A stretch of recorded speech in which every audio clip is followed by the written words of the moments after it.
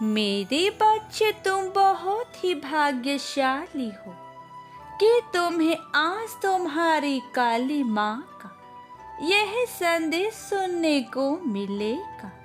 मेरे बच्चे, तुम्हारा इस संदेश को सुनना अति आवश्यक है, इसलिए तुम्हें मेरा यह पैगाम आज स्वीकार करना है, नहीं तो बहुत देर हो जाएगी।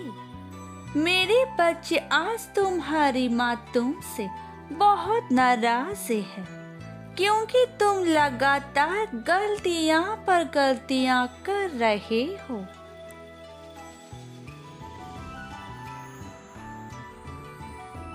मेरे बच्चे, जिन बातों का ध्यान रखना अति आवश्यक होता है, तुम उन बातों को ध्यान में नहीं रखते हो, परंतु तुम्हारा जो ध्यान है वह यहाँ वहाँ भटकने लगता है।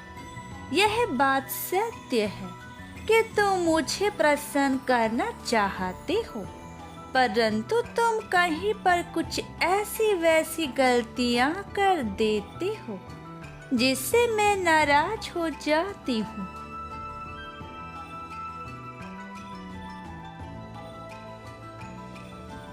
जो कि मुझे चाह कर भी तुम प्रसन्न नहीं कर पाते हो, और उसका मुख्य कारण क्या है आज मैं तुम्हें साफ साफ बताऊंगी और समझाऊंगी भी, परंतु उससे पहले तुम मेरी एक बात का जवाब दोगे ना मेरे बच्चों?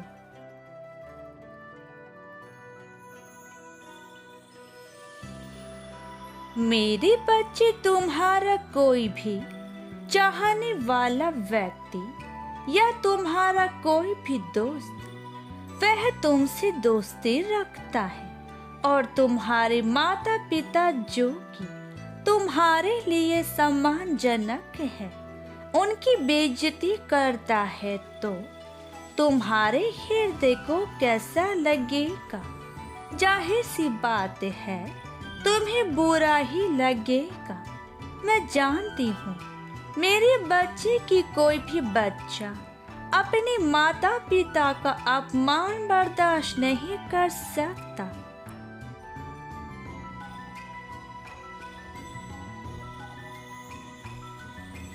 तो तुम ऐसे लोगों से नाराज हो जाओगे।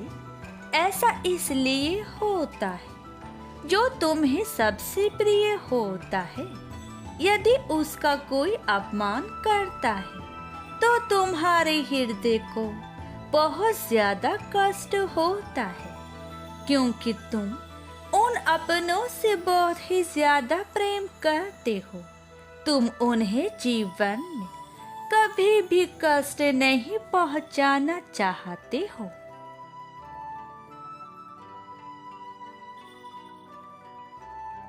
मेरा कहने का तात्पर्य है कि तुम इस संसार में जिसे सबसे अधिक प्यार करते हो, यदि उसका कोई सम्मान करे या कोई उनसे गलत शब्द ना बोले, तो तुम निश्चित ही उसे प्रेम करोगे, उसे सम्मान दोगे और उसके हर कार्य में मदद करोगे। इसी प्रकार मेरे बच्चे, मेरे लिए सभी भक्त प्रिय हैं और सभी बच्चों के लिए मैं प्रिय हूँ।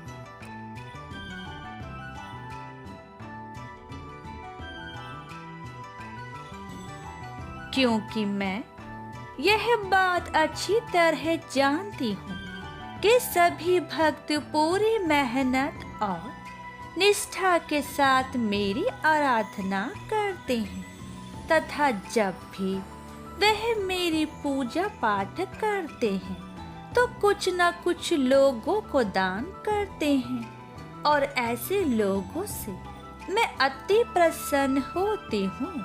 परंतु अगर ऐसे ही कुछ लोग मेरे भक्तों का अपमान करते हैं, उन्हें नीचा दिखाने की कोशिश करते हैं, तो मैं ऐसे लोगों से क्रोधित हो जाती हूँ और उन्हें उनका अपमान का दंड भी देती हूँ।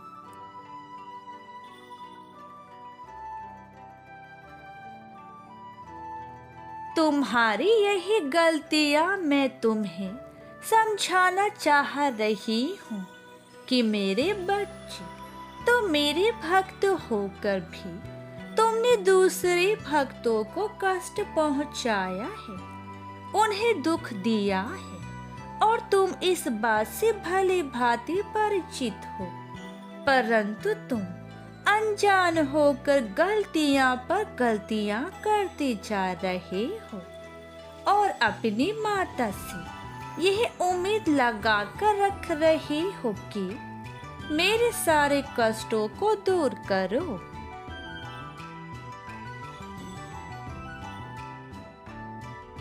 तो मेरे बच्चे, तुम यह उम्मीद मुझसे कैसे रख सकते हो? जिन भक्तों ने मेरे दूसरे भक्तों को कष्ट पहुंचाया है, मैं उसके जीवन को खुशहाल कैसे कर सकती हूँ? यही वह कारण है जिसकी वजह से मैं तुमसे नाराज हूँ।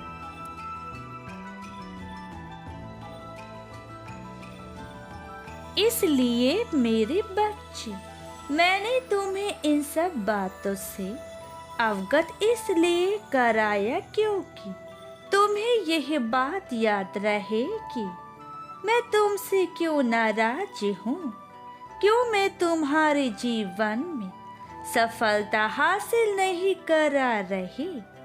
मेरे बच्चे, हमेशा एक बात याद रखना कि तुम कितना भी पूजा पाठ और निष्ठान करा लो,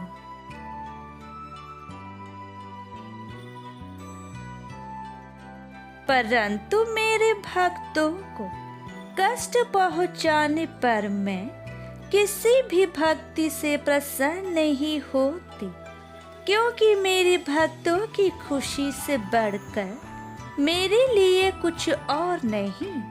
मैं जानती हूँ कि तुम भी मेरे सच्चे भक्त हो, परंतु तुमने अपनी माँ का भरोसा तोड़ दिया है यह सब कार्य करके।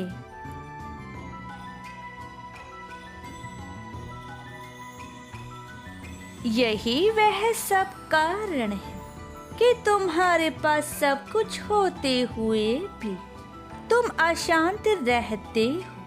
तुम्हारे पास कुछ न कुछ ऐसी परेशानियां आ जाती है जिस कारण तुम्हें परेशानियां मिलती है इस जीवन में, क्योंकि मेरे बच्चे, तुम अपनी उन गलतियों को नजरअंदाज करते हो और अपनी गलतियों पर शर्मिंदा नहीं होते। तुम्हें लगता है कि तुम ऐसा कोई कार्य नहीं कर रहे हो जिससे तुम्हें सामने वाले से माफी मांगना पड़े।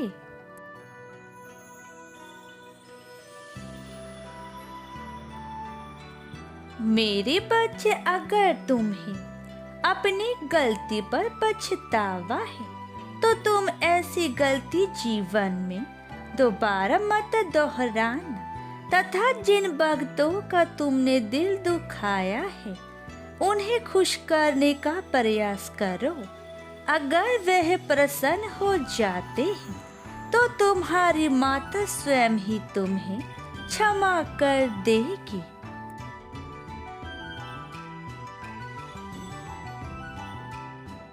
तुम्हारे पास समय बहुत कम है, समय रहते अपनी गलतियों पर पछतावा करके अपनी भूल को सुधारो।